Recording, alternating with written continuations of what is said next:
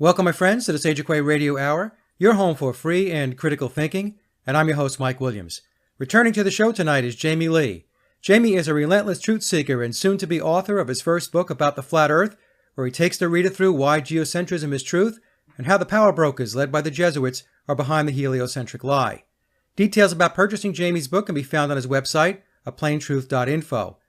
The discussion with Jamie is wide-ranging as we talk about the progress of the flat Earth awakening and how FE is challenging institutionalized paradigms put in place by the puppet masters to keep humanity ignorant of our true history and origins. And so without further ado, here's Jamie.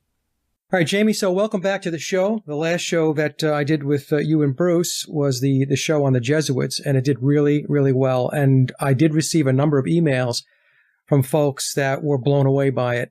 And one person wrote me, in fact, and said that it was probably the best show they had listened to with regard to the Jesuits and the power structure and all that. So, and that is because of you and Bruce, not because of me. I was basically learning like everybody else when I was talking to you guys.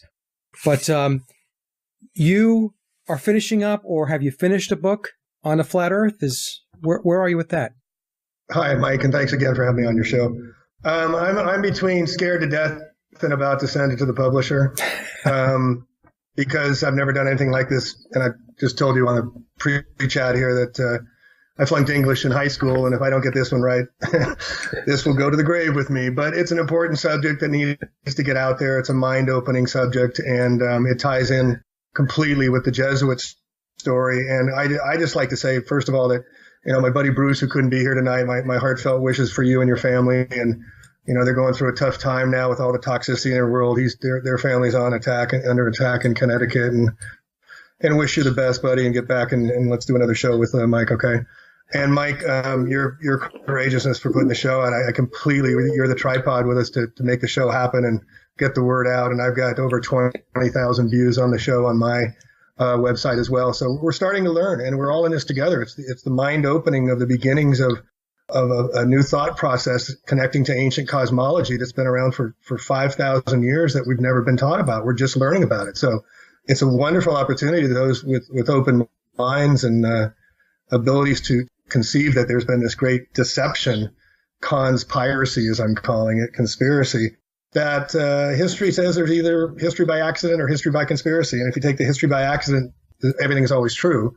But if you take the conspiratorial and look under the covers, because if you see a politician's lips moving, they're lying, and everybody agrees with that, well, then you're finding these deep stories that were being accessed that we couldn't get because of the internet.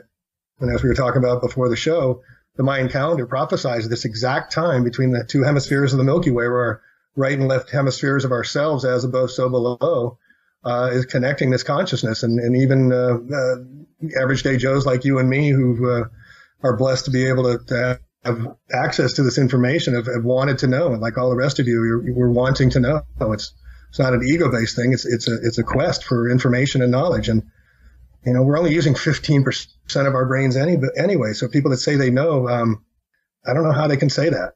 There's so much to learn. So much to learn. There is so much to learn. I was just going to say, Jamie, that with all the stuff that you're putting out there and I'm putting out there, I mean, it's basically the tip of the iceberg. But before, we didn't have a tip, and so now It's starting to pick up momentum. And it's really interesting to me that something like the flat Earth, as an example, has become a major catalyst in waking people up. As much as there's so many out there still that want to knock it and make fun of it and all that, the truth of the matter is it has picked up tremendous momentum, and it's making people ask a lot of very good pressing questions. And what I'm seeing is that the power structure, they are responding to this now. In other words, they're backpedaling. And so when they have to start responding to it, and they have to start doing a counterpoint on the information that's presented with regard to flat Earth, you're picking up ground. You know that you're winning something in this process. Did you have an aha moment, or was like me a slow discovery into the realization that, wow, this is a big deal? Oh, with the flat Earth? Yeah, well, it was, I guess, about 2 years ago when Mark Sargent put his little videos out. And I didn't take him seriously, to be honest with you. When it came into my YouTube feed, and I was already doing the shows, it popped up, and I wasn't even going to look at it, to be honest with you. I just looked at it, I'm like, oh, what is this? And something in the back of my mind, Jamie, was saying, Mike, just press the play button. Just play it. Really? And I started watching them, and, they were addictive. And there were going to be people that are going to say that Mark was off base on this stuff, and Mark didn't get this right, and Mark had too much conjecture. That's okay. The truth of the matter is that for me, it got the ball rolling. Now, I don't agree with now, 2 years later, I don't agree with all the stuff that Mark had in those videos. But then again, we're all 2 years down the line, 2 years smarter. And so that's how it got started for me. And I would say that probably 9 months into it, I would say that I had to take a step back, and I thought to myself, oh, you know what? I don't even want to admit this, but I think the world is flat. And I remember having a reluctance to talk to people about it because it was a paradigm that had to be broken, that I knew it was just going to be loaded up with ridicule. I knew it. And in fact, who was the first person you remember the first person you tested it on? Well, there was one person in my family that initially that we had a discussion over it, and they entertained it a little bit in the beginning, and then quickly after that, they wanted no part of it. And so that caused a lot of friction, unfortunately. But so that was the first person that I had a discussion with. But the first person that I had a real discussion about that was open was my partner, Rebecca. And I remember that I had put in the queue to watch on TV. I use Plex, which is I can queue up YouTube videos and watch them on my television. And I said, hey, I've got some videos that I think you might be interested in. And she goes, oh, what are they about? So I said, well, it's about the flat earth.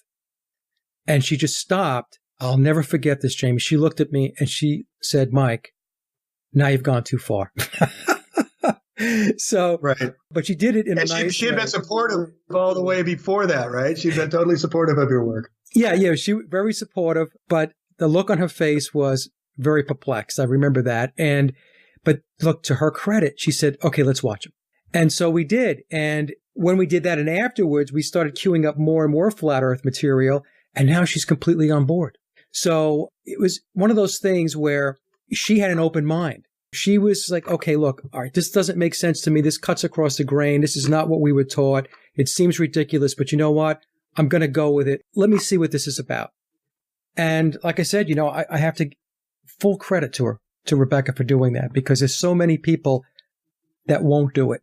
They won't even touch it. They won't go there. They'd rather throw rocks and ridicule and make fun of the people that are bringing this information forward. Look, I tell people all the time, whether you believe it or not, it's mind-provoking. It's going to get the critical thinking going, or it should, if you're not completely asleep. But even with that logic, you just still can't win people over. They'll just walk from it and think that we're crazy. So what about yourself? Well, yeah, and just to add a quick to that, it's just we're so numb. I call it run to numb with all the bread and circuses and stuff. We don't have room for any new thoughts. And since it's such a brand new thought to us, you notice when you say something to them, I always know right away if I've got them, if they start to laugh. And laughter is kind of like when you don't know what you do is you default to a laugh. Kind of like that. Yeah. so, you can kind of, it's just a practice now to get the word out. It's like inward yoga going out. You're trying to get this out that, once you've learned this hidden secret that's 500 years been kept and you've got the key to it. Now you know it. It's our responsibility, the ability to respond, to get it out there. And it's hard to do. But I'm the kind of, Eric Dubé, that's what kind of led me here with, I was following him on his books with Atlantean Conspiracy, and then he came up with a beautiful book on spiritual science. And here's this kid, 31 years old, and all of a sudden at 32 in September of 2015, he comes out and says dinosaurs don't exist. Yeah. And he made a heck of a case. I'm like, oh my gosh. And then 2 months later, he comes out with the Flat Earth Conspiracy. And so I picked up the book right after and I go, what's this? I get on a plane to Maui with my son. And I'm reading the book talking about the Earth spinning underneath me, and I'm thinking on the plane going, this makes no sense whatsoever. So, my son and I spent all nights just on the computers. And then as soon as I got home, there's like 6-8 books waiting for me, and all these old books from these wise people, these people that knew and were trying to stop the charade back in the 1850s when they first started planting the story out there, the robot, the lady blunts, and my favorite is Jared Hickson, who says dethrone kings, Jared Hickson. And he ended up standing on a soapbox in North Carolina and shouting at people about flat Earth because no one would believe him because Einstein was the man of the time. You know, these are our forefathers that Eric used that material from to promote the book. And they happen to let the cat out of the bag. And I somewhat disagree a little bit about this flat Earth being kind of this accidental history. I think it's conspiratorial in that, you know, we have what was the movie Men in Black, which is a movie about the Jesuits.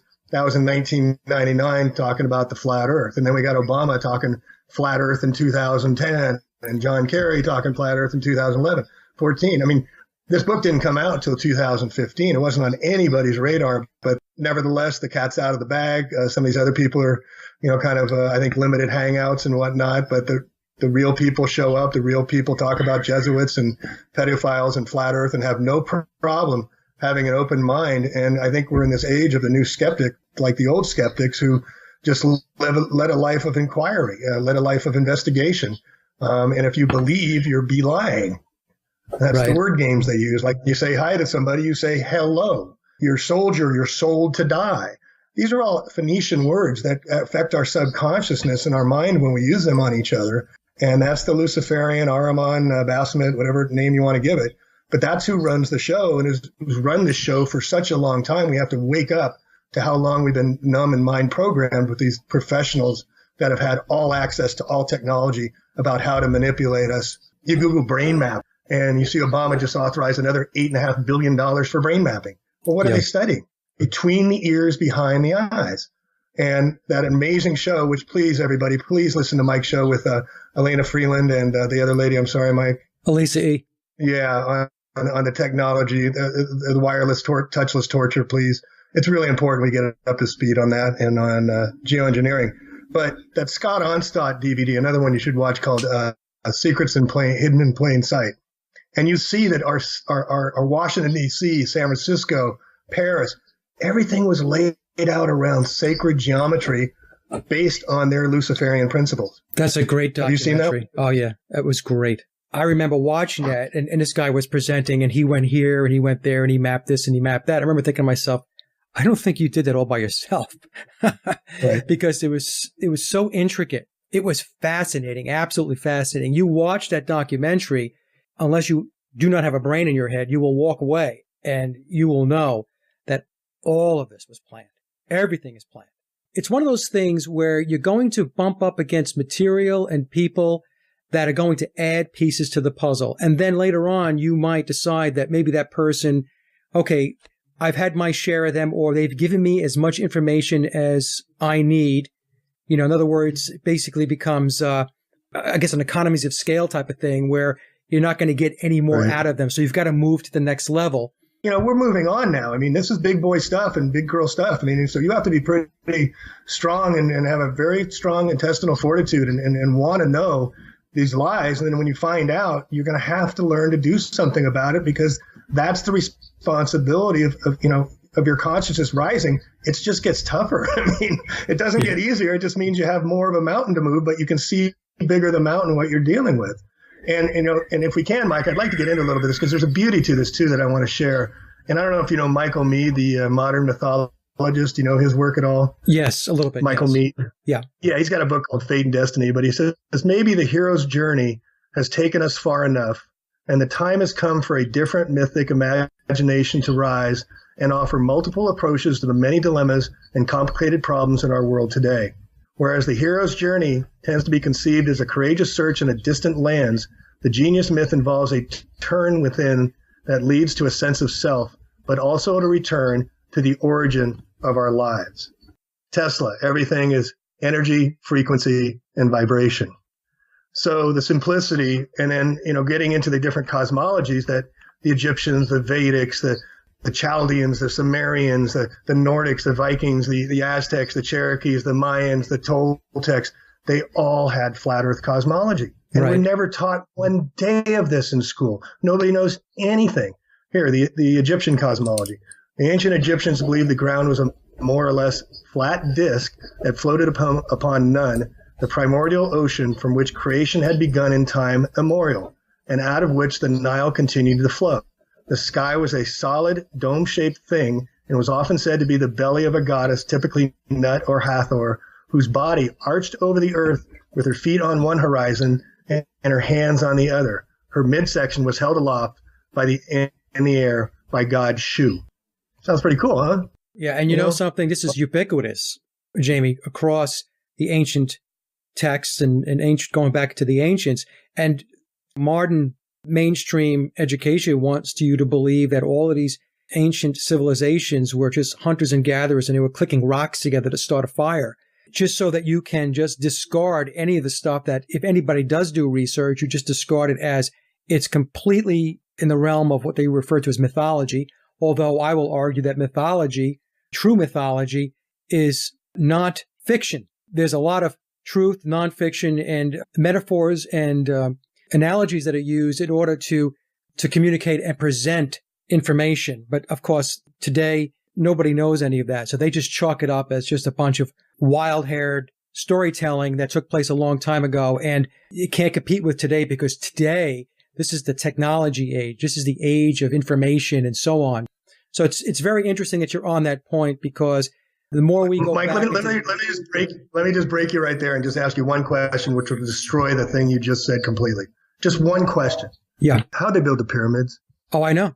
That's it. So if you go into this mythology, didn't exist, didn't happen. I mean, give me a break, guys. What do we have for knowledge recording today? Thumb drives? I mean, if you don't stop and think these ancients had so much more knowledge than us and respect and awe of what they've left behind for 5,000 years that we still can't figure out today. Right. The 13 acres of Giza it's only just like slightly off, and it's on fill, where they dragged these stones, 2.3 million of them, and laid it in perfect alignment with the heavens. I mean, we've lost contact with our as above by purpose. The light pollution of the cities. They're putting rubber soles under our shoes. I know you did the show on the Beatles. Right. I don't know if you covered the fact that Theodore Adorno, the Tavistock Institute guy who wrote the Beatles songs, celebrated the putting rubber under everybody's feet with the Keds and Converse shoes with the album Rubber Soul, disconnected us from the Earth's vibration. And now everybody wears rubber, and no wonder our consciousness can't ascend. But the ancients knew, and they knew of here's ancient Vedics. I mean, the oldest language we have. Herto, son of Neph, born of an egg, descended upon in the highest heaven. He was a most gracious Lord, and in deference to smote against the rocks of heaven. So when the egg was broken, one half the shell ascended, the other half became the foundation of the world. I mean, it's in our cosmology. Here's Nordic. They're held in the branches and roots of the world tree. You get Darasil, which is the tree of knowledge and wisdom. They all had the central roots of the tree, and it went across the pond all the way to the Toltecs, the Tibetans. They believed in a geocentric cosmology, a mandala-like world system of concentric ocean and mountain ranges surrounded by an axis, Mount Meru being the North Pole. Right. The yin and the yang of the Chinese being a flat geocentric and umbrella-like covering surrounded it was similar to the beliefs of the Greeks, East Indians, and the Aboriginal people of the Americas. The Chinese astronomers believed the heavens takes its body from the yang, so it is round and in motion, and then the earth takes its body from the yin, so it is a flat and quiescent. The brilliant astronomers of China held this unchanging belief until the Jesuit astronomer missionaries came to China in the 17th century. Who would have guessed? But who would have known that the church was in on it all the time? And that's what I'm writing about in my book, covering the 500 years between the story of Copernicus through Newton through Einstein, which all had Jesuit backings. Newton's book, the fourth edition, was a Jesuit writing. Einstein, Jorge Lemaitre, the priest, wrote the Big Bang Theory. What's a Jesuit priest writing the Big Bang Theory for? And why is the Pope talking about the Big Bang Theory being part of creation now? I mean, what is going on here, folks? So maybe this is part of their plan, Mike, to let us in now, but of a big secret, but at the same time create this controversy and more division, like the LBGT and the Black Lives Matter and all that other divisiveness, while the magicians are doing this with this hand, they're dividing us over here with this other hand. Which is really why I think the Flat Earth movement started, was to get that division going. But boy, they let a cat out of the bag here, man. Yeah, it's interesting, because that is something that you hear, is that the Flat Earth is essentially controlled opposition. But I agree, Jamie, that the cat is really out of the bag. And people sometimes believe that these people, I'll refer to them as the controllers, that they're infallible, that they don't make mistakes. Now, they're very good at what they do, but that doesn't mean they don't make mistakes. And I think the flat earth is one of those areas where they made a mistake. As far as I think they underestimated the degree in which it would take off. Well, one of the problems we have with this, Mike, is nobody's educated about how cosmology of a geocentric or heliocentric even goes. That's Nobody right. knows that the Earth is even spinning at 1,000 miles an hour according to the heliocentrics, or that's going 1,000 miles a second around the sun, traveling some 533 million miles in 1 year to come back to your birthday. And, just mind, let's do some mind thoughts. This is something for people that they can just do in their mind or do in the sky and just look and see for themselves. And, what kind of intelligent creation would stick something 93 million miles away to warm up a little blue ball? Right.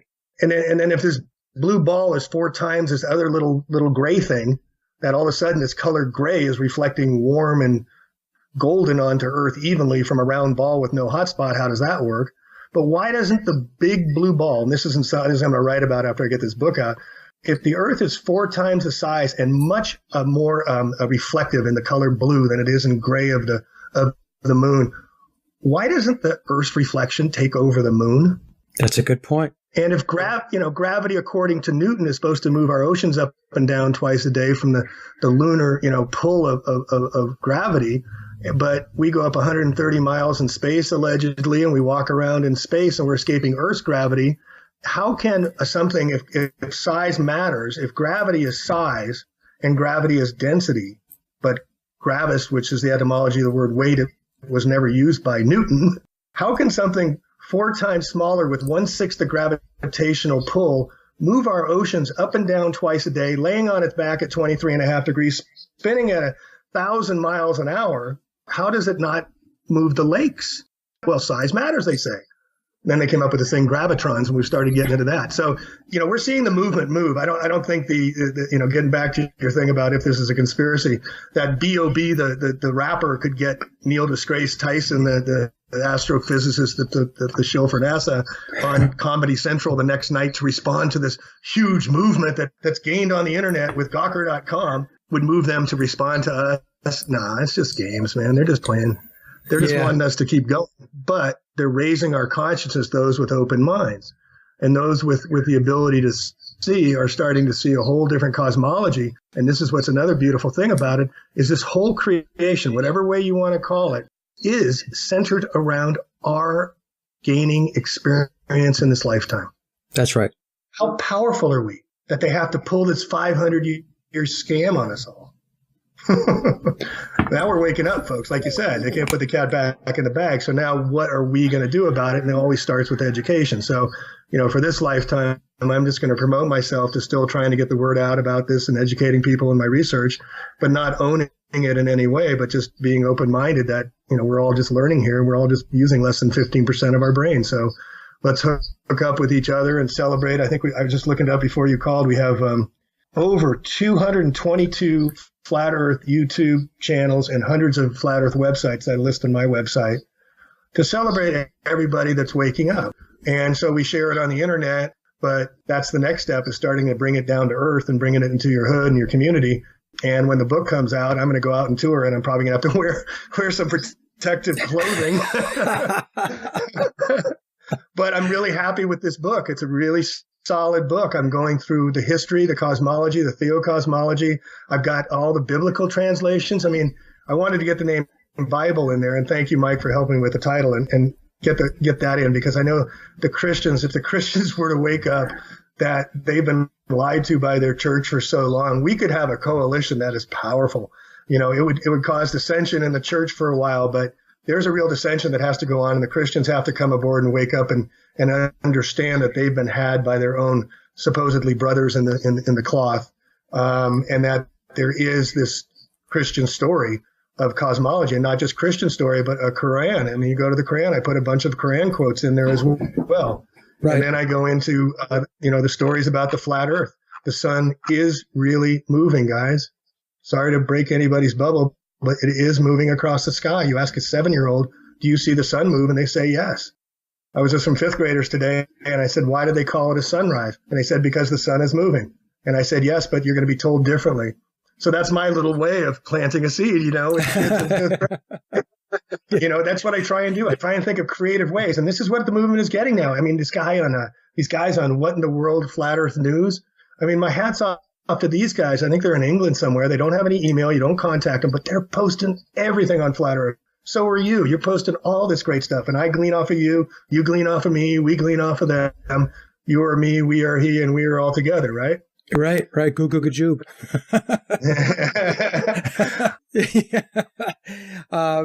I was thinking about that the other day, Jamie, with everything that's going on, not to digress just a little bit here, everything that's going on in the political arena today, right? I was thinking to myself, the mainstream media is having a lot of difficulty competing with you and me and everybody else that's putting information out there, because by ourselves, we might be small, but coming together collectively, it's not small.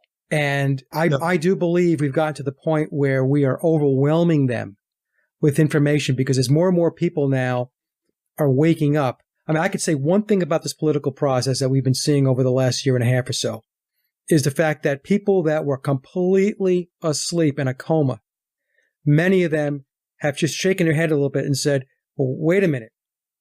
This is not the way it's supposed to work. We're talking about the whole process, the nomination process, the political process. Right.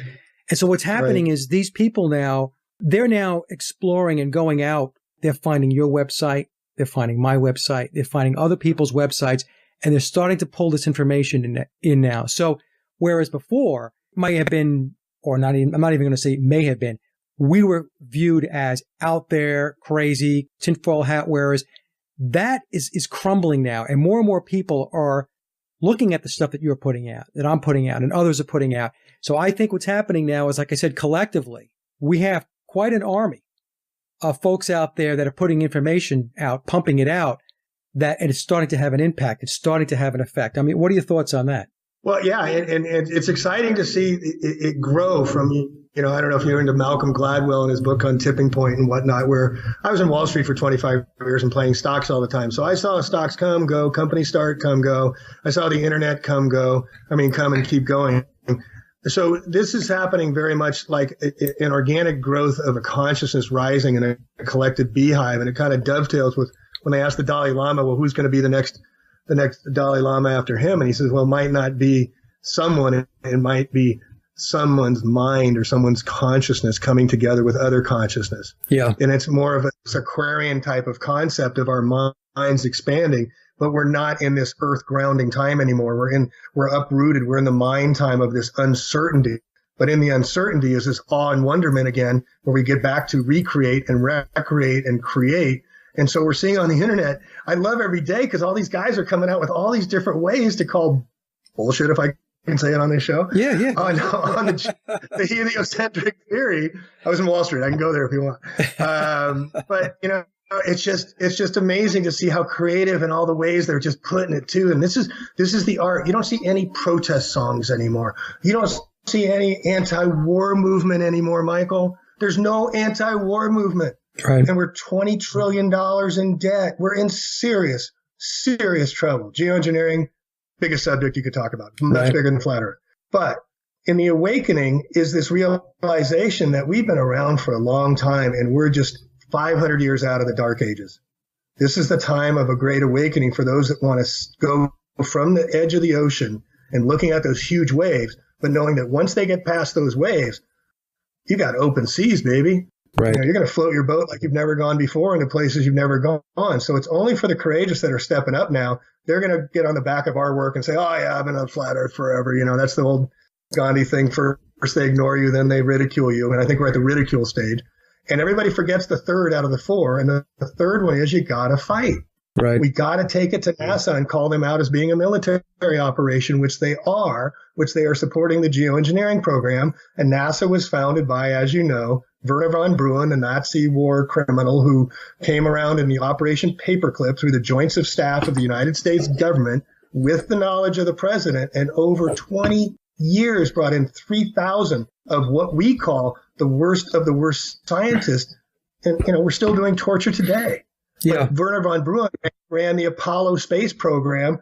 Through Apollo, he ran the Saturn rockets with the big lie. And on his gravestone, he cites, and I don't know the biblical site, but it talks about the firmament. Yes. He was telling you that it was happening. And then the other guy was a guy which nobody really talks about, the first NASA administrator in 1958, which is the same year they shut down the Antarctic when they started finding out that they had a dome on their hands, was a guy named John Glennon, who before that was a movie producer at Paramount Studios, the maker of Star Trek, and before that worked for the U.S. Navy in Connecticut, the underwater lab testing for the U.S. Navy.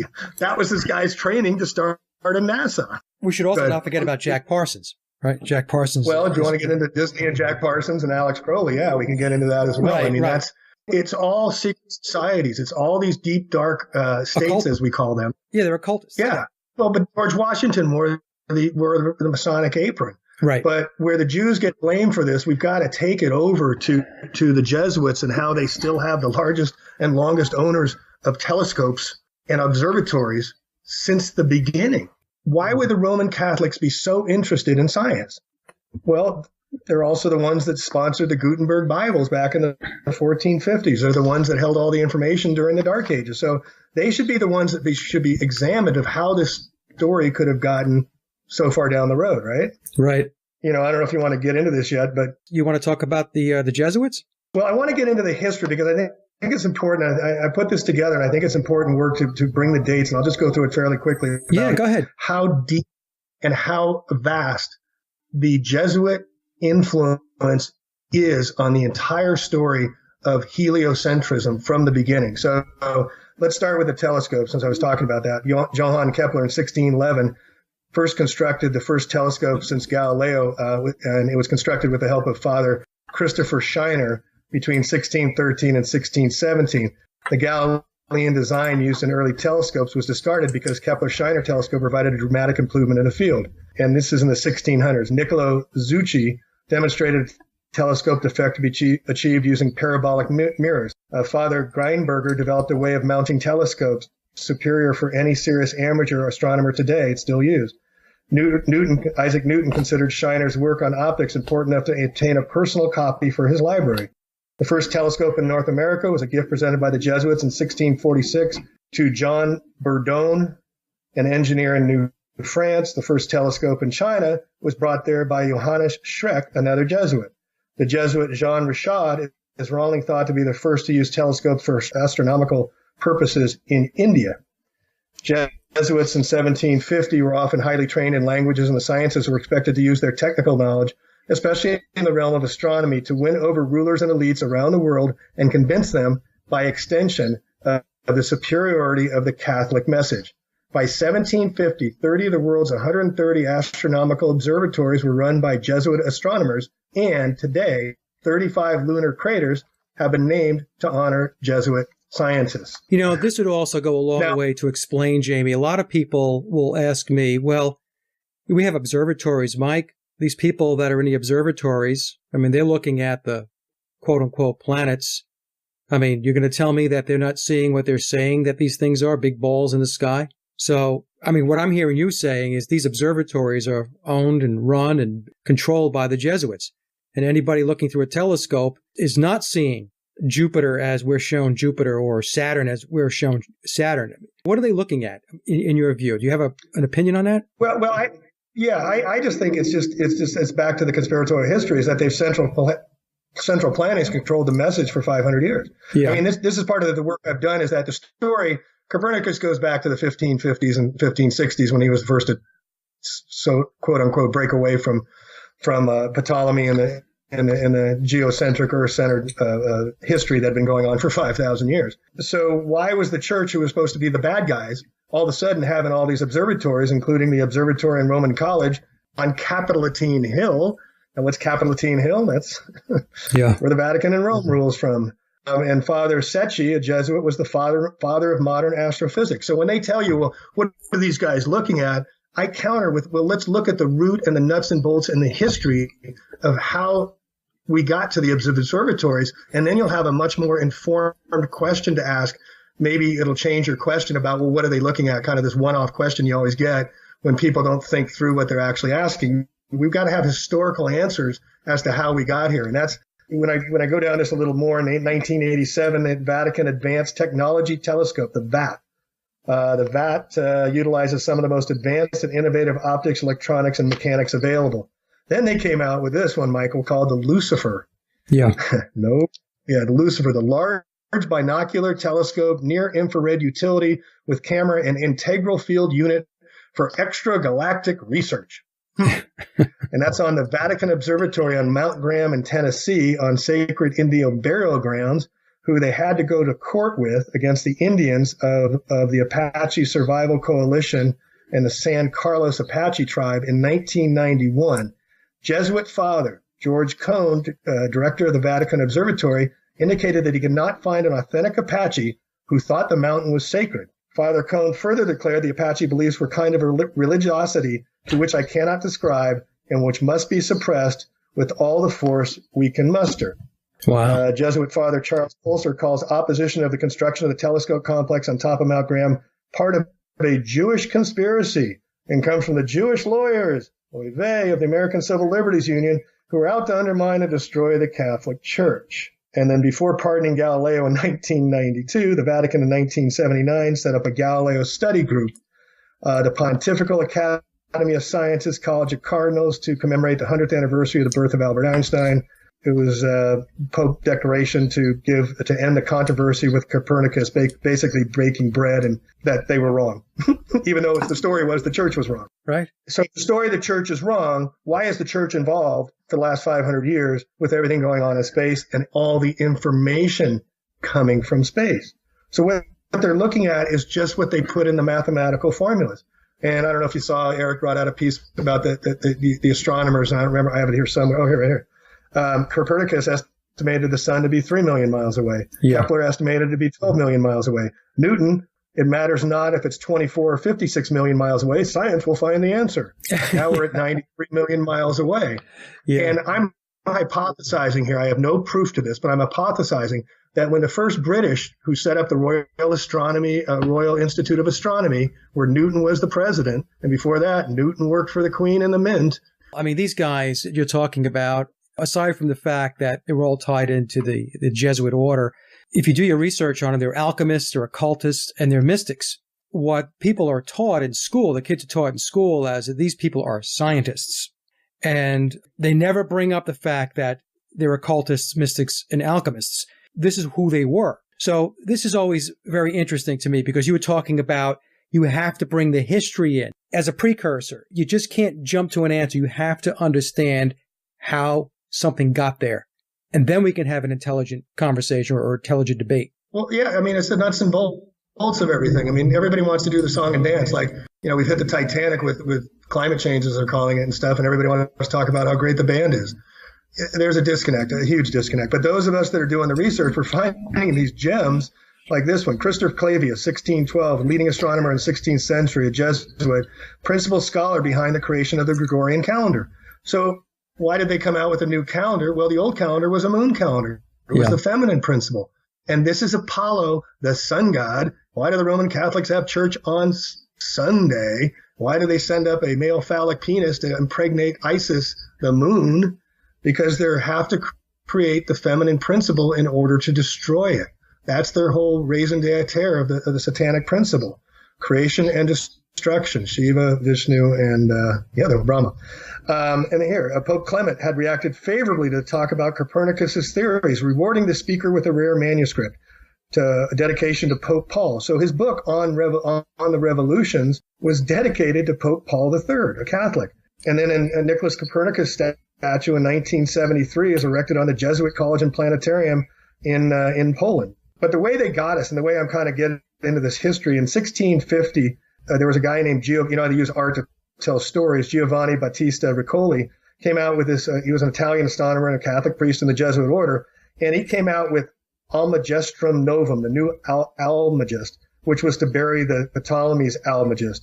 And the book offered new insight to the state of thought about the cosmos in the 17th century. So as we're coming out of the Dark Ages, the story goes, then we come into the Enlightenment and the Renaissance. So as we're just starting to wake up, we're being told the books are being published from Latin into German, into Italian, and to these other languages where people of the common middle class can lift their boots up. And that's how the middle class kind of got started, right? That's kind of the story. No, they just wanted to tell a new story, so they started letting us have books. Yeah. Then they got the education system going, and they started telling us, like, how many people know where the word world comes from? This is where people say, I know.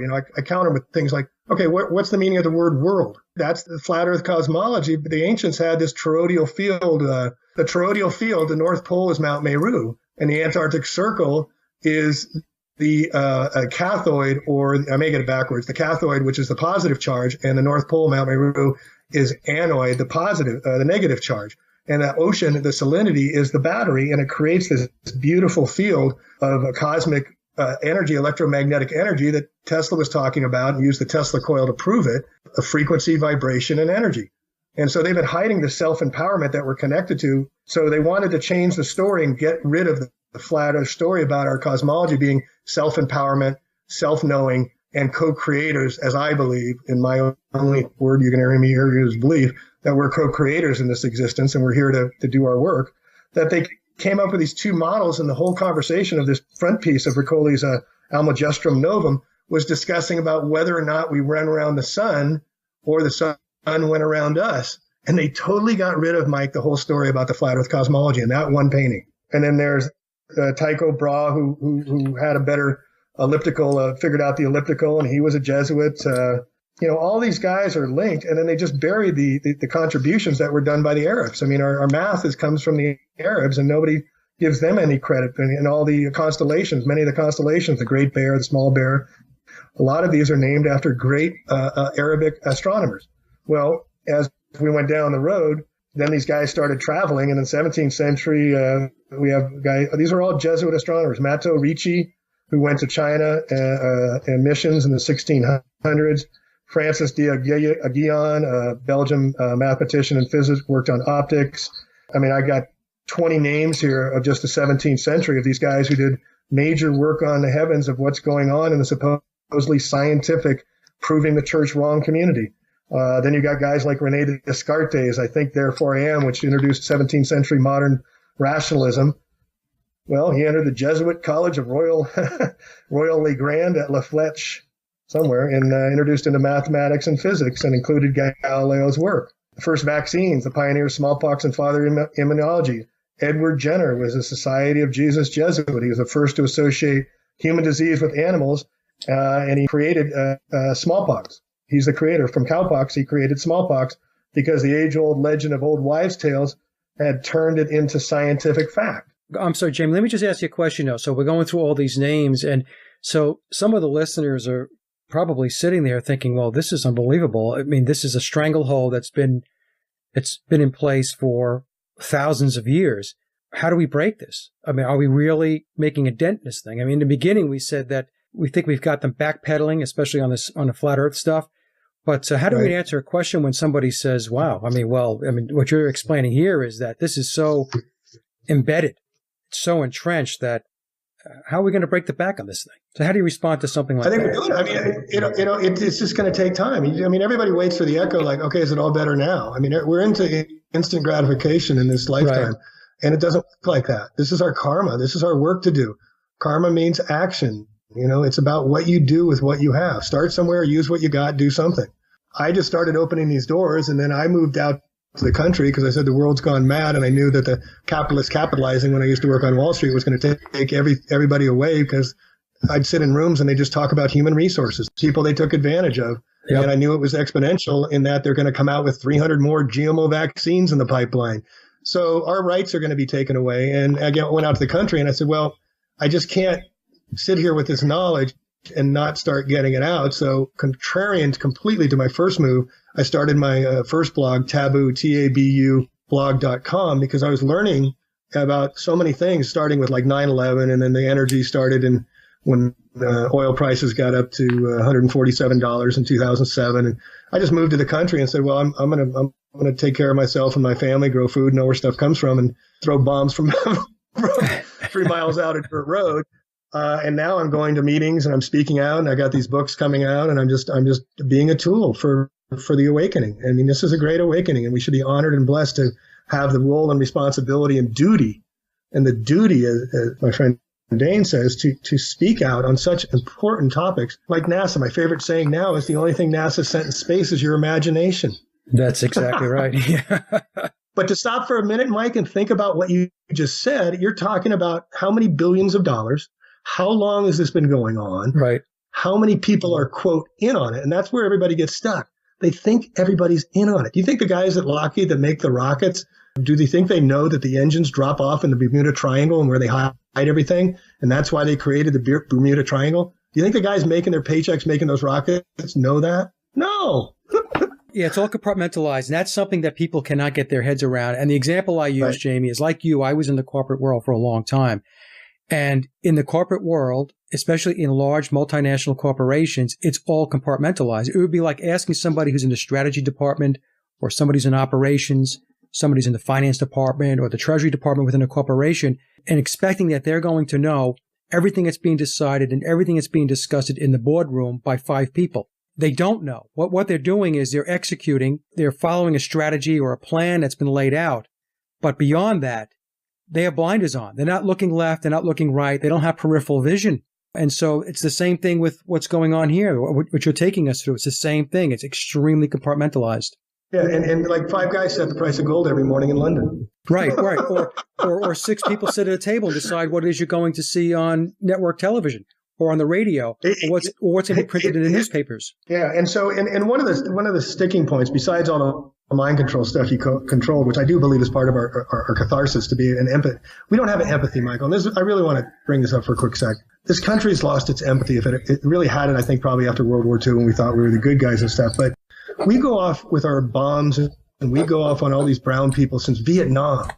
And we realized that was a huge mistake and we ran off with our tail between our legs. But we left 2 million people killed and all the Agent Orange. Then we go off into Syria and Iraq and Afghanistan with all our bombs and run up these massive debts on our children and kill all these brown people. And no one wants to talk about it. Right. No one wants to take responsibility for our role, paying your tax dollars to make those bombs, to bomb those people for weapons of mass destruction that did not exist. And there's no culpability. And what brought that up, that little rant there, I'm sorry, but it's important that people wake up, is that the CEOs never are held accountable anymore. And there used to be, when I started in Wall Street, there was accountability. People did get in trouble. But the higher ups are insulated. I mean, they've been protected by their secret societies and their little Bilderberg groups and trilateral commissions, and yet I was listening to Santos Bonacci, your interview about him, and he calls them buffoons. Kind of got to turn the 3 fingers at us and call us the buffoons because they've had this over our heads for 500 years and we're just waking up to it now. So I gotta look at me and say, how come I didn't figure it out? And when I asked the question, before, it was rhetorical about what people would say. Well, this is so entrenched, and how are we going to be able to break the back on this thing? I agree 100% with you, Jamie, that this is a process, and I tell people that there's a huge metaphysical aspect to this.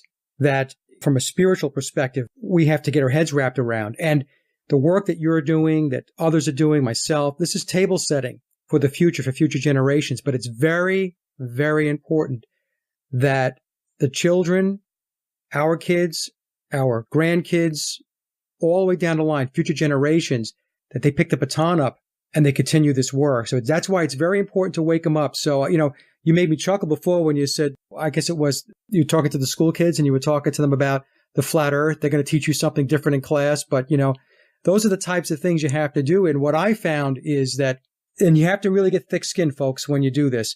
You have to be strong and you have to be committed and you have to stand in truth. So when people come to me and they want to debate me on certain topics, whether it be flat earth or whatever it may be, it used to be that I would try to be a little tentative. Okay, let me see if I can do this so somebody's feelings doesn't get hurt, doesn't wind up being a big blowout. Now what I ask them is, have you researched the flat earth? Have you looked at it? Honestly looked at it? Have you researched it? And they look at me. Well, I watched a YouTube. No, I'm not asking you that. Anybody can watch a YouTube video. Have you sat down? Have you done the homework? Have you researched this? And if they just look at me and they say no, I said, then we're not going to have a discussion because you need to go off and go do some work. After you do the work, after you do the research, after you investigate and you get some knowledge, you have a knowledge base, come back to me and we'll have a conversation. Because otherwise what happens is, as you know, it just becomes a circus when you're talking to people that have done any work whatsoever. And that's a lot of people, by the way. You're challenging something they never thought of before. Right. And because they were never taught it, you have to default to not appearing stupid. So you have to, like an ad hominem attack. And that's when, flat earth. Yeah, Mike, where do you get that from? Where'd you go to school, Mike? Come on, tell me about, And so they leave the subject to start attacking you. Right. What's your credentials to talk about this? Are you a scientist? Do you work for NASA? You're going to tell me everybody from NASA's in on this? That's the kind of people they're not the edge of the sand people I go after. But I'm finding ways, like creative ways, like once I'm learning this 5,000 years cosmology, I said, can you answer this question? For 5,000 years, there was a different cosmology than we've been taught for the last 500 years ago about our existence. Do you have any idea what I'm talking about? So, there's different ways you can approach it. And then if I find somebody that's arrogant or something and starts spouting, especially if I can find an astronomer, this is the power we have, Mike. We can go up to anybody. I go up in front of Neil deGrasse Tyson in a second. I'll go up to any of these guys and bring their actor cards with them, and talk to them about what the Earth is really, and that there really is sea level, guys. Right. It really is a sea level. There really is plate tectonics, and it really is an aeroplane. They've been grabbing our balls for so long. In fact, you go to court and the word testify comes from the word testes. We used to have to literally grab your balls to testify. So here's the deal killer with all these guys, which I do, if I want to just shut the door on them, I said, look, I'll go away forever. In fact, I'll give you whatever money you want. You just show me one live cam of Earth from one of those millions of satellites they've been sending up from hundreds of thousands, getting all these pictures from quadrillions of trillions of miles away, sent on radio frequency beams up and back that tell us the shape of the orbit and the speed and the density and the relationships and how many other Earths and all this stuff on a little radio beam. I'm going to do my George Carlin. A little radio beam ends up in the Hubble telescope, and they decipher it and they tell us all this, but we can't get a cell phone call more than 15 miles away from a freaking tower. Exactly. It's interesting you should bring that up. I had to go pick something up, and I had to go into a very rural area of North Carolina. No cell phone. No signal whatsoever. So I'm thinking to myself, gee, what, did the satellite break? Right. I have this conversation with folks all the time. I even explain to them that there's no satellites. It's all ground-based. You have a ground-based system. It's not GPS. It's not global positioning. It's ground-based. And it's funny, I'm finding, Jamie, though, that when I stick to my guns, which I'm pretty good at, but you've got to do it in a way in which you're not attacking people. But when you stand strong and firm in your discussion and your debate and you bring up the facts, you'd be surprised at how many people will basically at some point they'll shrug their shoulders and they'll take a step back, and what's running through their head. I've got to take a look at this because I'm looking like a fool, So, and I've had lots of conversations with people like this, and many have come back and they said, I did look at it and I'd like to talk to you about it some more, Mike. That's very different than wanting to scream and yell and carry on and jump up and down about the fact that, you live on a big ball. So I'm seeing that change. I'm seeing people now basically, well, not everybody, but there's a lot of people that I am speaking to that are taking the time out to get themselves better educated. And you've got a source now. You've got a cumulative work and a legacy, and I've got mine as well, as long as they let us keep it up here, where we can point to our work. We don't have to defend ourselves anymore, Mike. We've got some stuff down here for whatever reason that is quality. Like one of the things I go to if I'm talking to somebody, and I listen. I try and listen to how they speak. So if they say, I see what you mean, I try and speak in the visual. If they say, I hear what you're saying, I try and speak in the audio. I feel something to do with feeling, then I talk to their feelings. And so if you're trying to reach somebody, there's a really art, as you probably know in the Wall Street finance you worked in, to how to work with different size up people quickly and understand them. And then like if I get somebody that's a mathematician, I said, well, do you know what the spherical basic geometry is for the Earth's curvature? I know I got them right away. And you know this too. And so once you know the math where it's 1 mile and the curvature should be 5.5 feet almost, 6 miles, which you can see at the ocean, standing at the beach, 10 miles side to side and about 3 miles out on a clear day, you should be able to see over 60 feet of curvature. You should see roundness in the ocean, which you do not see. And we extrapolate that up. And when we go up to not the Bonneville Salt Flats, but the Solid D Unisalt Flats, the world's largest, which is 4,086 square miles, we should see this thing curving all over the place. Yet it's the flattest place on Earth and has a drop of only some less than 3 feet. How can that happen on a curved ball? How can the Mississippi going over 2,000 miles traveling from the north to the south. So this equator should be going uphill. When do you see rivers go uphill? For 2,000 miles, where for 1,000 miles, there should be, get this, 66,666 feet of curvature, or 12.26 miles. The numbers become staggering. And that's the point I try to make to folks also, Jamie, is when I start taking them through this many miles out, you should see this. Right. This many more miles out, it gets even worse. You know, you have to take them through that, because you said something earlier in this conversation. So many people do not know the basics. They do not know the ABCs of heliocentrism. They don't know that the Earth is spinning at 1,000 miles an hour, and we're supposed to be rocketing around the sun at 67,000 miles an hour, and so on. They don't know this. One of the first questions I ask, I said, are you spinning around right now? I said, you're supposed to be spinning around, like in North Carolina, I looked it up. I'm supposed to be spinning around at 750 miles an hour. I said, are you spinning around right now? And they just look at me like, no. Okay. I said, you need to go do some homework, because there's all of these dynamics. There's all of this movement, and we're not experiencing any of it. I mean, I can look out my window on any given day here. My office looks right out my back window. I can see the trees in my yard. The leaves aren't even moving. You really have to get down sometimes to basics with folks, and you really have to bring it to a point where even the people that try to convolute it with more complex types of mumbo jumbo, I tell them, look, I'm not even going to go there, right? You need to answer these basic questions first, and then we'll talk about your pie in the sky nonsense. I call it thought logic. Look at the first phase of the moon, and everybody in the world can do this. Look at the first phase of the moon and get out at afternoon when the sun's setting.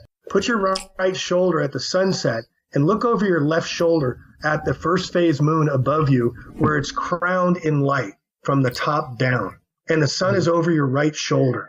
Yep. I mean, game over, folks. If that doesn't do it for you, go get this Nikon Coolpix P900 camera. It's $1,000. Maybe you can borrow it from somebody. And these guys are posting on the internet pictures of Venus and Neptune and Mars and these beautiful light energy colors. And they're showing this kind of, and I don't know if you've seen these ones where the guy compared it to the light being underwater or behind water. Yes, I saw that. Yep. And that's an awakening for me that these light luminaries, as the ancients used to call them, and planet means wandering star, is these light energy beings. They're not physical. They're ascended to light to be around to help us. And they're kind of looking in from on top of the dome. We're underwater, folks. That's another hard one for people to understand. And that's why the sky is blue. It's not because, and I said, why is the sky blue? You know, I asked, why does the Earth spin? And nobody knows why the Earth even spins at 1,000 miles an hour. You look it up under Wikipedia and it's axial tilt. And because there's no resistance, it spins like this, that in 500 years, you can set your Greenwich nano time clock that'd be 1 millisecond later, because it's in perfect spin with no resistance on its axial tilt that started after we were spit out of the sun, but magically stopped at 93 million miles, hurtling. I know. Oh, I know. My gosh, they had them. See, we've got them on 500 years of lies. The evidence is overwhelming. I explain that to folks too. They talk to me like, well, what evidence, what facts? I said, look, you really need to sit down and look at it, because it's overwhelming. Okay. 2 years ago, when this thing first kicked off, it was very loose and fluid. Okay. People were just getting into it. But 2 years later, I was on another show recently the other day, and I was a guest, and I said, there are a lot of very smart people, who are hardworking people doing a lot of very good research and pulling this together. And there's so much out there today that, you know, there's no excuse, in my view, anymore for people to be walking around thinking they live on a big ball. I mean, there's no excuse for it anymore. I was just going to say, one of the questions I was going to ask you, the book, you said that you have a publisher. Are you self-publishing, or did you find somebody to actually publish the book? No, the book isn't even ready, and I'm on your show talking about it. Okay. So anyway, so you get on CreateSpace and you get 40%. Amazon gives you 40% royalty check right into your bank account on the sales that go all around the world. They use their entire world distribution. And if you do it through your website, you get 60% commissions. And then if anybody wants to order one from me, I'll give you a 20% discount on the cover, because you have to get this information out. This book's going to be about 230 pages in color, and it's really pushes the expensive, but I wanted to do this right. So I'm doing one in color and then a much cheaper version in black and white. But If anybody wants to order one directly from me on my websites, and I'll leave my email if you want to, I'll give you 25% off the cover and send it to you because I get it much cheaper ordering the books myself and sending them out. So, but this is going to be a book that's more like the next subject after we went through the biblical and the Quran quotes about flat Earth is just basically flat Earth is. And I go through all these different arguments you're talking about. And another one, when they talk about the science, let's talk about the science. Let's talk about basic trigonometry. So here's these people that I got off the internet, and they did a test where they stood at two different distances, figured out the angle to the sun at the same time at noon, and got the trigonometry, and they posted it that the height of the flat Earth is 3,583 miles, which is exactly around the 3,600 miles that the ancient says that the sun was above us. Simple trigonometry. Two different points, measure the angles, find the third point. You learn that in sophomore in school? Right. Something like that. Go to Home Depot or wherever and get one of those thermal lasers. I don't know if you know where I'm going with this, but there's a thermal laser you can do, and you shoot this little laser light, and it'll tell you the temperature, a Celsius or Fahrenheit. But go out in a full moon and measure the temperature in the full moon, and then go in the shadow of the moonlight and measure the temperature in the moonlight, and it's 4 to 6 to 8 degrees warmer in the shade. How can that be if the moon is reflecting the sun? Yeah. It can't be. There has to be something else going on. The moon's anomaly is what we really can blow up the whole story, because the moon is supposed to rotate and orbit, but we always see the same face of the moon. Well, think about this. If we're always seeing the same face of the moon, and the Apollo astronauts in their vacuum go and land on the moon, and then the moon is supposed to be 200 and 220 degrees, and then they go off a moonwalk for 2.5 hours, how hot is that LEM when they get back in it? Yeah, it's going to be like. These are the questions I ask. And then if you're on the moon and the LEM, and the moon's always facing us, where would you look at as an astronaut to look at your Earth you came from? You'd look straight overhead. Yeah. Right? Right. Yeah. Yep. That's a thought logic, right? Yep. And then in the vacuum of space, which they never defined exactly where that is, well, vacuum is supposed to be the Faraday is contained in the glass. Einstein's theory of the elevator or the what's the other one he uses, a car, to prove motion. Well, excuse me, Earth is not a car. Earth doesn't have metal around it. And then you go into the system that I went into high school. Well, how do they teach them gravity in high school? And I don't know if you know this one, but they give them the can with water in it, and they have the guy standing in the middle with a rope, and he spins around with the water in the can. And that's showing how its whole motion's in. Yeah. What's the can? Yeah. Right. Yeah. What's the guy standing in the middle? And then Eric brought up another one that's just another mind thought logic. Is the deepest we've ever drilled down is 8 miles with all our technology. How do they know the Earth's core is the same as the sun in a magnetic iron? Oh, yeah. I brought that up on a show, too. It's all made up. It's all made up. It was the Russians, the Soviets at the time, they could only get 8 miles deep. That was it. And the way I read the story, Jamie, was no matter what they tried to do, no matter what technology they used, they could not break past 8 miles. Right. So something, in other words, there's a barrier there. It's the point I'm trying to make, folks, is a barrier there. You cannot break through it. My YouTube channel, plaintruth.info. It was about Admiral Byrd's Operation High Jump. And I just created my own timeline. I just did my own research. Wikipedia has some great stuff. You can glean from it some of the truth from not truth. But, here's this story about this 33-degree Freemason, 1946, right after World War II, 27 million GIs come back. And all of a sudden, there's this mass Operation High Jump put together in a matter of weeks where the commander, forget his name, of the Olympus, the task force commander of the entire fleet, said to Admiral Byrd in a terse letter, "I know not which our mission. I know not if my men are prepared. What are we doing?" So 2 weeks before, he's supposed to leave with over 30 ships, including an aircraft carrier, including all these missions down to Antarctica. The Russians are going with them. The Norwegians are going with them. The Kiwis are going. There's this rush. They have to bring ships out of mothball right after World War II. I said, What is going on? So they go down on this 6 to 8 month expedition with 3 task force, the USS Olympus leading the way. They've got these sleds they're going to put up on. They paraded them through all the streets in Chicago and showing how they're going to discover Antarctica and everything like that. They came back, Mike, in 6 weeks. And then all of a sudden a story comes out of Chile from Admiral Byrd saying that he saw UFOs. Right. Yeah, he was attacked by UFOs. 4 months earlier was the Roswell event. Anybody seeing a picture coming in here, folks? But something scared the living bejesus out of these guys. And it was called Operation High Jump, the Antarctic Circle with its ice walls. And so then they created the Antarctic Treaty System in 1958 where no one was allowed to go down there. Admiral Byrd died a mysterious death when he started speaking out, and they didn't like what he was saying. His son just died another mysterious death, Admiral Byrd's son as well. But he was a high-degree Freemason, and while he was down there, he was accompanied by a guy named James Van Allen. Well, how does James Van Allen fit into this? Is in 1961, and then they started Operation Deep Freeze, and every year thereafter, they went down the Antarctic Circle and started installing all the HARPA installations. Found that one. That's a whole other subject. But so they go down to and they find the dome, and all their technical equipment goes haywire, and they had all these deaths down there that weren't disclosed. I'm conjecturing all this. There's not a lot of evidence. It's just kind of circumstantial. But they bugged out, and they came back, and then they went down with all these ships afterwards until 1961, where the United States and the Russians, who were in this massive Cold War, we hate you, and all this stuff, get together and simultaneously take down the nuclear test ban treaty up in the sky. They drop it for 9 months, from June 1961 to November 1961. They did a thermonuclear testings with megatons and kilotons. These were big freaking rockets. They blasted up into the dome, and it was called Operation Dominic and Operation Fishbowl.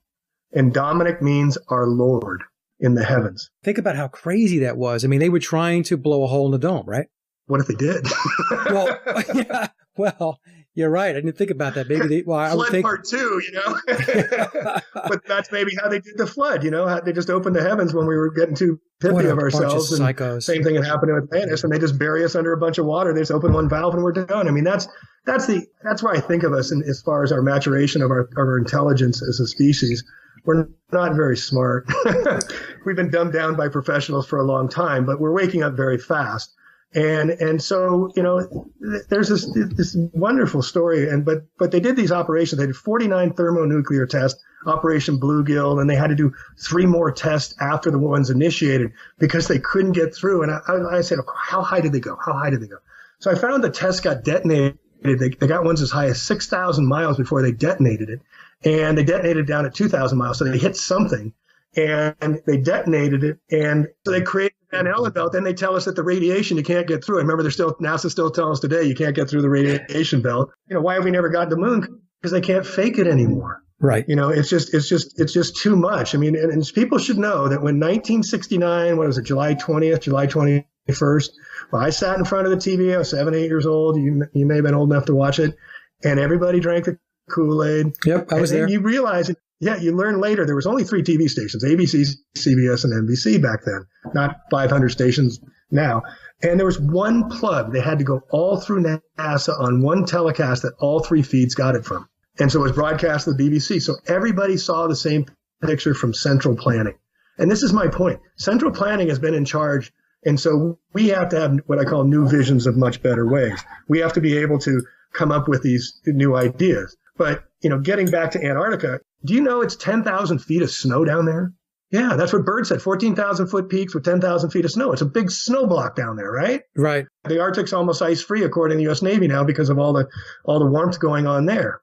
Well, think about this for a second. If Antarctica and the North Pole are on their backs 23.5 degrees, and half the time Antarctica is closest to the sun, not only that, it's closest to the sun in January, when on the ecliptic, it's 3 million miles closer than it is in our summertime. So what they're telling us is that the Antarctic, the coldest place on Earth, is closest to the sun by 6 months. And it's got all this snow. And the 3 hottest continents in the south are what? New Zealand, South Africa, and South America. Right. It makes no sense. You got to laugh. It's so stupid. Yeah. And then everybody's, well, you can go to Antarctica. Well, I did it thanks to Jeranism and a big shout out to Rob Skiba too. And he's got Christian backing and he does great research. I've learned a lot. That whole story about Admiral Byrd and stuff, that was on Rob Skiba's work. He brought the attention to me on that stuff. But we identified now how this dome theory could have how this whole thing got played all through NASA. And we've identified how they tested the dome and tried and couldn't get out of there. So then what happens in 1963? John Kennedy comes up and starts the space race. All of a sudden, the Russians are the bad guys again, right? How convenient. And here we go. And we've been on this horse ever since until, last year and a half. And those of us, the pioneers, as I call us, are speaking truth to power. And I think it's a genie they can't put back in the bottle. What do you think, I know it's conjecture, but what do you think possibly that Byrd ran into down there that made him scurry back home? The electromagnetic field is so superior in its structure. I believe in Earth guy. I believe Earth is a living being. And I believe her energy force is so great that she can support the mighty oceans above us. So there was a tremendous, the equipment all failed down there. And the whole thing about the Operation Dominic and Operation Fishbowl, the first thing you read about is there are tremendous technological problems with their missiles getting high enough to detonate them. They had heck of a problems getting up there originally. So that tells me this electromagnetic field, this huge, powerful energy that all of us have access to if we only understood Tesla better, permeates, but it comes down somewhere in the dome at the Antarctic perimeters. It could be really far out. We have no idea. We have no knowledge, but I know that, Byrd came back. I'd love to see Rockefeller's papers back from 1927. So they created this artificial story, and so they had to blow up the story. And I think, now we're at the forefront of this whole thing coming unraveled, but now we got to go take down NASA. Yeah, I've heard an argument that said, and I don't know if I believe this argument, but I'm just throwing it out there. Do you believe it's possible that Kennedy actually thought that the moon was terrestrial, that you could land on it, that they bullshitted him? I don't know. Well, I mean, the guy was so smart. I mean, he was so intelligent, and I believe he really cared about people, and I believe they took him out because he spoke truth to power. I mean, he knew what was going on. His dad was one of the boot runners with the whole prohibition. That's another story. Yeah, prohibition was not about people socially drinking too much. Prohibition was about Henry Ford wanting to use grain alcohol and hemp oil, hemp gasoline alcohol to run his Model A's and Model T's cross country. And Rockefeller wanted him to use fossil fuel. And that's another misnomer, fossil fuel. And, so he and Joe Kennedy created the whole bootlegging, industry, made a fortune and created the social prohibition of the 1920s. That's another myth. The fossil fuels is another one. Well, yeah, but the dinosaurs, and that's another thing Eric brought up. In 1847, the word was created. Now, think about it. So in 1850, it's like 12 years later, in Missouri, they find a tooth and they say it's a dinosaur. And then all these British guys from the British archaeology go around the world and all find stuff everywhere they look. Well, don't you think the Egyptians would have found something, or the Sumerians, or the Chaldeans, or the Toltecs, or the Mayans? Not one of them ever reported on a dinosaur bone. Yeah. I know it gets so unbelievably weird. It really does. When you start breaking it all down, anything it's worth knowing is a lie. Period. I go by nothing is true, everything is possible now. That's my motto. Nothing is true, everything is possible. So everything, if we don't know, and the preponderance of our human capacity of a brain is in the not knowing, I find security in the not knowing and investigating rather than the saying I know for sure, which I've been proven to myself to be wrong so many times I stopped saying it, and it just goes on. Here's another one, the Hubble telescope, just the math. And when you get into it, it's just so ridiculous. They say 63 light years away, the Hubble telescope saw the hot Jupiter prime target. Well, 63 light years is 370 trillion, 353 million miles. It's ridiculous. It's absolutely absurd. It's absurd. And then but I said, okay, so how do they know? So I said, okay, first I looked into the equipment and I said, what kind of equipment do they use? They use these radio frequencies or, microwave frequencies, and what is the hell? And you can't find much on it. So I finally found on Hubble how they knew what they knew. And it says, explaining the information was used to measure velocity, Loudon said. Loudon is the spokesperson for NASA. The relative amount of light blocked by different parts of the atmosphere changes. For the first time, we use this information to measure velocities on opposite sides of the planet independently, which gives us our velocity map. Orbits, velocity, atmosphere, water, Earth, rotation, what the planet's made of.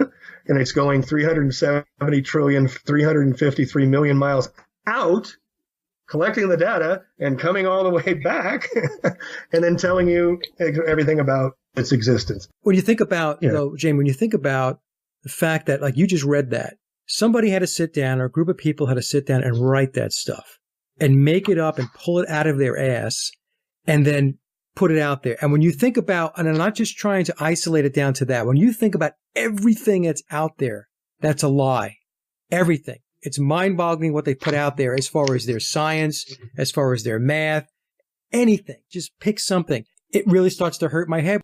Rockefeller, J.P. Morgan, Guggenheim were the three richest men of the time. They had 30% more wealth than today's Ellison, Gates, and Buffett. But here was their mission statement, the first mission statement. It said, in our dreams, people yield themselves with perfect docility to our molding hands.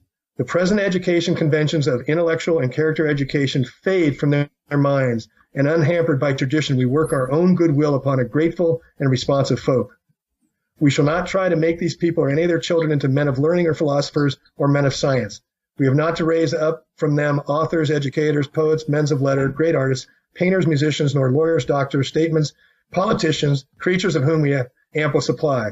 The task is simple. We will organize children and teach them in a perfect way the things their fathers and mothers are doing in an imperfect way.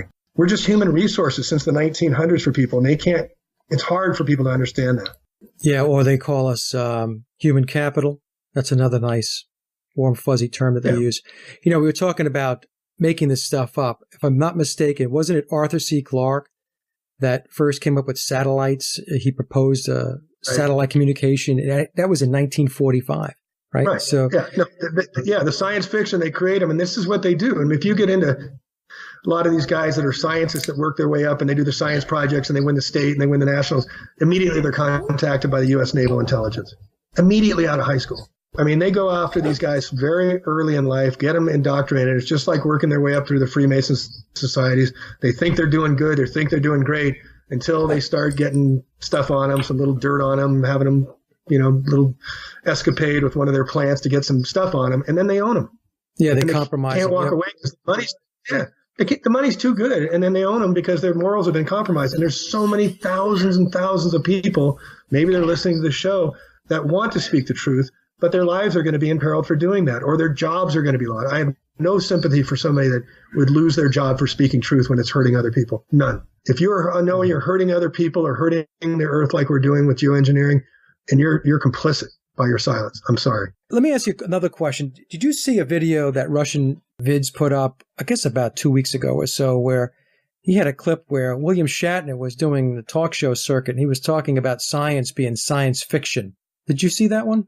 No, I didn't, but he exposes a lot of that stuff, and I like his work. Yeah, I mean, it was interesting. I pull his stuff onto the blog every once in a while, and there was 3 different occasions where they had, for those folks that don't know, that you've been living under a rock, William Shatner is Captain Kirk from Star Trek. And yet it was he was doing 3 different interviews, and he was comparing science to science fiction. I couldn't believe it. So I was sitting back and thinking to myself, well, so what's this all about now? What is this all about? Because Star Trek, by the way, the Rand Corporation had a huge part in cranking that up. So, Gene Roddenberry was a Freemason also. 33 Freemason. Well, yeah, in 1968, I was a Trekkie fan too. I wasn't a Trekkie, but I loved it. Oh, I loved watching Star Trek. I loved it. How did they know? How did they have plasma screens, flat screens on TV? How did they have phasers on stun, tasers? How did they have earpieces, communication devices? Right. Well, they've had Tesla technology, free energy, since the 1920s. I mean, they just piecemeal things up. But then on the counter that, we have ancient sundials that track the sun solely on a flat earth, right? Here's another mind thought process. Go and Google 24-hour day and look at the image, how they divide up the earth in 24 hours. And I offered $1,000 to anybody that could figure. They divide it up evenly every hour as you rotate around the earth, 1 hour, 2 hours, into 24 segments around the roughly 24,000 miles that earth is, right? If we round that ball and wrap it up, what time is it at North Pole? It's on a globe. We're on a globe, right? Yeah. And there's 24 segments equal. What time is it at the North Pole where everything converges? Okay. Yeah, okay. I got it. Yeah. Right? Yeah. No and then, time. And then there's no time at the North Pole if it's on a globe because everything converges towards a point at the top. Right. It could be 24 around the equator, which is all you'll see in any of the images you pull up in Google. but you'll never, and they're all flat maps, just like all the ship's navigators. What do they use on their ships? They use flat maps. What do the airline pilots use? They use flat maps, Yeah. I mean, it really is gotten to the point now where it's comical to watch the whole heliocentric discussion go on. It really is. I've gotten to the point, Jamie, actually, where I pay absolutely no attention to it. Whenever somebody comes out, you'll see this a lot in the British tabloid press. It comes out, they'll talk about, new pictures of Mars, new pictures of the moons of Jupiter or whatever it may be. And I just sit there and I laugh. They continue to pump this crap out. And I just don't take it seriously anymore. I just don't. I just turn my attention to more important things.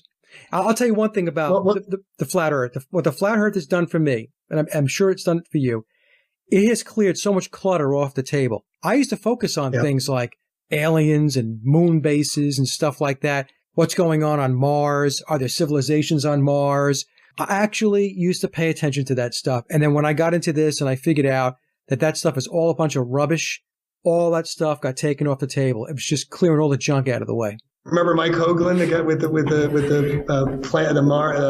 Freemason flag on the moon? Richard Hoagland, yeah, where he had the old CIA guy, and now he's disclosing that the Masonics were on the moon and the Freemasons and everything. That's another honeypot hangout, as they call them, for us to go through there and talk about this stuff. But you got to stop saying words like solar systems and gravity and so ingrained in our common and planet. And so you're stuck, like when I'm writing this book, okay, I can't use planet, I can't use, and you find yourself, there's not a lot of words you can use because they global, what word isn't global? Right. So you have to start changing your language and catching yourself, because you too, me too, speaking of myself, I've been indoctrinated into this language. And so it's so natural for us to come up that, what else was I programmed with is the natural next question when you start to understand that the things you're speaking is something that's been put into you for purposes not for your well-being, but for your mind control. Well, and that's something, Jamie, the whole global nomenclature came about. It hasn't been around very long. I remember when UPS used to be called worldwide delivery. Worldwide. Right. Used to say it on the side of their trucks, worldwide. And then it became global. So at one time, the word world was used ubiquitously. And I would say probably over the last 20 to 25 years or so, the word global has really come to the forefront. But before that, people weren't walking around talking about global economies, global delivery. They were talking about world economies, worldwide delivery. So that's another thing, and because I'm old enough to know that, I can make that comparison. I have a baseline or a reference point. The people that are younger, obviously, they've grown up with the word global. But I found that very interesting because when I sat down and thought about it, I said, well, you know what?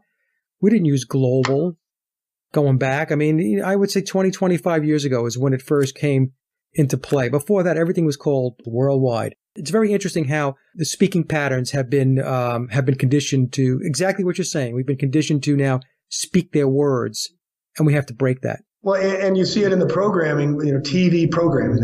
That's why they call it that, right? Right. And when you see all the globes used in all the advertisements, all the images, and since that wonderful site, Vigilant Citizen, images. That's a great site, yeah. Yeah. And so he talks about images. And so a picture's worth of 10,000 words is what it really is the saying. And so the ancients, the Egyptians used hieroglyphics, and they told a story of 10,000 words in one picture. Like I said, we've got thumb drives. We're just expanding, our consciousness into this. And I was going to bring up a point for all people that are just coming on board and still researching. It takes time to unprogram your mind. And, it took me months to come around. Give people room. Just give them seeds.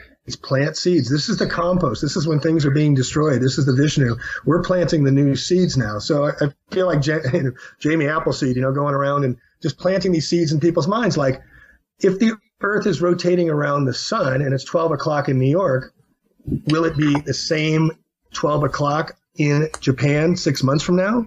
Right. Just thought logic about how that just simple things, and we've listed a whole bunch of things that should bring, people's minds to start questioning everything. If airplanes thrust pushes off air and submarines push off of water and boats push off water, what does the shuttle push off of? A vacuum. I know that's another thing. I never thought about that either. And then I was watching some YouTube clip where somebody was presenting that, and a light bulb went off in my head. I'm like, that's exactly right. What is it pushing off of? Vacuum is space void of matter. The word stems from the Latin adjective vacus for vacant or void. An approximation to such vacuum is a region with a gaseous pressure much less than atmospheric pressure. So you've got to have boundaries. Yet NASA says there's no clear boundary between Earth's atmosphere and space. And then they make up this Kármán line that's 62 miles up where everything supposedly changes. And then they got the ISS space station trucking around in the thermosphere where it's 4,000 degrees temperature, traveling at 17,000 miles an hour in geocentric orbit. So those of you that say they see the ISS, think about the term geocentric orbit. It's overhead at the same spot on Earth all the time. It's geocentric. It's moving with the Earth at 17,000 miles an hour. You're not going to see it in Mexico and the next day see it up in California. It's on the same movement as the Earth, so it's at the same place. That's where they allegedly know how the satellites are. That's their story. And the only proof of the vacuum of space is the illusion of weightlessness. So how can they be weightless at 130 miles up in space and walk around where there's all this space debris of tens of thousands? So here we have these astronauts walking around while these space debris is traveling at 6,000 miles an hour, where one little piece of metal will kill somebody out there. Going back to the vacuum, right? I mean, I'm trying to think now. Now, correct me if I'm wrong. I'm going back to when I was in school, but was it Newton's third law that for every action there is an equal and opposite reaction, right? I mean, that's right, so right, yeah. Right. Yeah, Einstein's law of relativity. Everything's relative. Everything has effect on everything else. No, it's really incredible. And one of the things I was going to say, just to kind of reiterate what I had said earlier, is that when we talk to people about this, it's important not to attack and, to be patient and be kind. Because like you said, Jamie, some people, it's going to take them a little time and a while for them to get acclimated and to basically shake off conditioning that they have had since the day they were born. So that's why sometimes I get really disgusted with when I see a lot of this kind of this fighting and this attacking and the name calling and the rock throwing on both sides, by the way. Okay. And I know one side likes to say the other side does it more, but that's a bunch of nonsense. I mean, they're both doing it and they're behaving like a bunch of children. So you have to sit down like adults, mature adults, and you have to have a civil discord. You have to be able to talk about this in a way that is conducive. It's productive to raising your IQ versus getting down into the gutter and trying to slug it out. So I just want to. I know I'm going off on my soapbox there, but I see that so much. Think about what you're challenging in people's minds. You're challenging all the visions they've had from space, all the wonderment and awe that we're in this huge, massive world of billions and billions of stars and planets and solar systems and this big expansion. And we're part of this massive whole, and we've seen it on TV, and we actually met an astronaut once, and I went to NASA and I saw the Apollo. You're blowing the whole thing up in one try. It's too much for people to handle. You just have to take it piece by piece. So I just try and just make an offering here and offering there. If they get it, fine. If they don't, fine. Don't take ownership, but just put these nuggets out. Now I'll have a book to start handing out. And I think that's just our work right now. It's just I think we're on to something very profound, and I think we've been blessed and honored to been this because we've wanted to know, and we've gone into the darkest of dark times to look and shine our Bics there, and we're finding this massive light that needs to be brought to the world's attention. And it's just your and mine and a few of these other good souls that are speaking out to change the minds of 7 billion people, Mike. That's all we got to do. Yeah. That's an easy thing to do, Jamie. Well, but we start with our children. I talk to my son now, and he's, it's flat on the license plate, and the kids are calling him out at school. What does that mean? So I said, here's, I have an apple farm. I said, we're making a new type of apple. It's a flat, hard apple cider. If you don't feel comfortable, tell them that. I said, but if you're going to talk to them about what we're talking about, you need to know what you're talking about. So let's sit down and do that when you're ready. And so I just made that offering to my 10-year-old to not get him in the middle of this, because we can have others, you can have your lives destroyed. I lost a marriage over going down this hole. I've lost a lot of good friends. My family doesn't speak to me much anymore. It's part of the consequences of the truth movement. You have to give up some of this material world to gain a higher consciousness of this higher knowledge. And then when you have it, you can't sit on it because it's going to eat you alive. You've got to talk it out with others. And like you say, be patient. Give them room. Don't be holding that they have to get it because you need them to get it. If you think like that, you're gonna not get anywhere. It's going to eat you up. It's just an offering. And that you have that knowledge over somebody else and that you know more than somebody, don't hold that over their heads. Don't talk down to them. Right. Everybody should have an equal opportunity to this information. And so when I get on my comments on my websites, I get attacked all the time. And I simply go, well, what do you agree with in the flat earth? Since you have so many disagreements here, here, and here. And when I don't get a response, I just say bye. You know, we have to find some middle ground in order to have a conversation if you're on one side of the fence and I'm on the other. So I'm looking for some middle ground. And if you're not going to show me any middle ground, well, here's my website. Just check it out for yourself.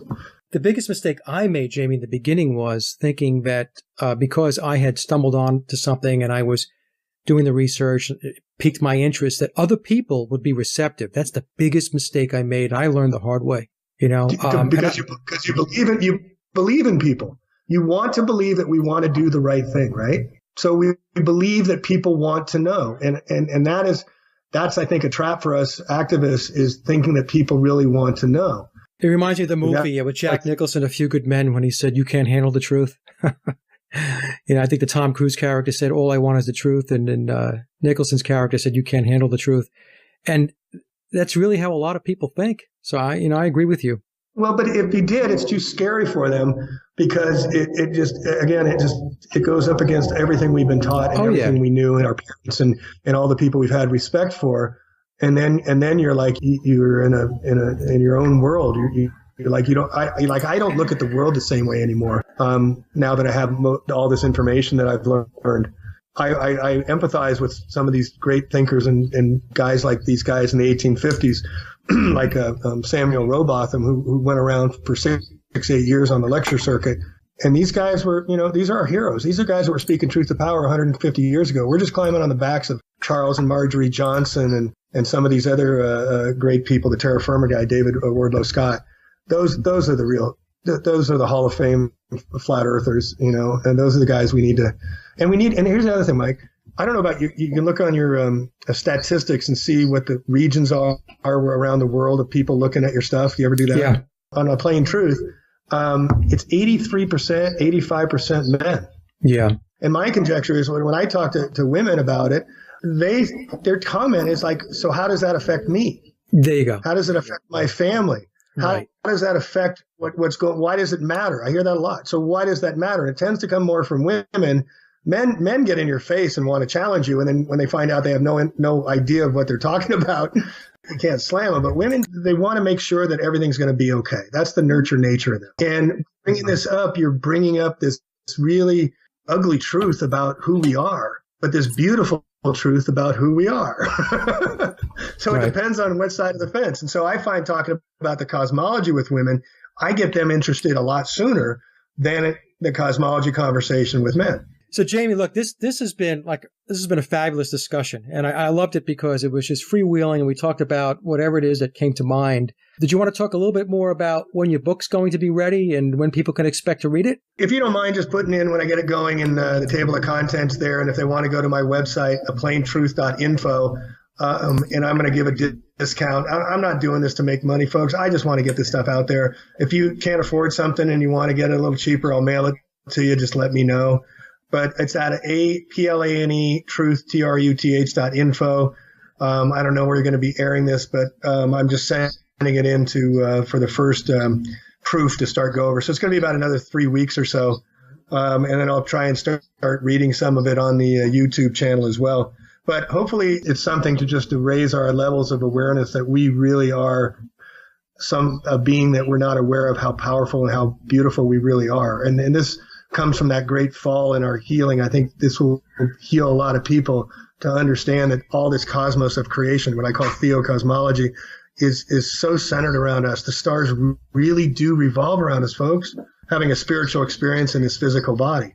Onward and upward. What will we learn next? But, this thing is not going to go away, and I think it's just going to expand. And, I join the ride and salute you, Mike, and look forward to having more of these conversations. Oh, anytime, Jamie. It's my pleasure. You do some great work, and you know that, and I've told you that before. And so we're just going to have to keep going. That's it. I mean, there is no turning back. Like I tell folks, once you learn the truth, no matter what it is, whether it be the flat earth or anything else, there's no going back. Traveling is not going and seeing new places. It's seeing the same thing with a new set of eyes. And I think that's where we're at in our travels, is we're seeing, new wonderful expressions of this wonderful creation we're involved in. We've just got some serious dishes to clean. And that concludes another Sage of Quay interview, and I hope you enjoyed the discussion as much as I did. Links to my guests' websites and social media are listed in the show notes below. And as always, I'd like to thank everyone for listening and visiting the blog. You can get to the blog by typing in sageofquayradio.blogspot.com or simply head over to our hub website at sageofquay.com.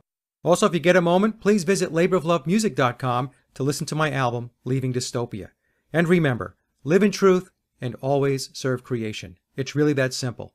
See everyone next week. Be safe, enjoy, and God bless.